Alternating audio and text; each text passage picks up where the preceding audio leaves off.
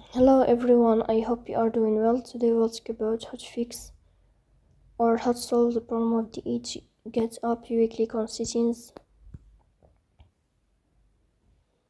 In this page, you will go to apps, default apps, app settings. Here in this page, you will search about the application of DHgate like this. Here you will go to Forcestop and you will click OK. Then you will enter to the window of storage. Here you will click on clear cache. In the end, you will turn off your phone and you will restart your phone again to fix that problem.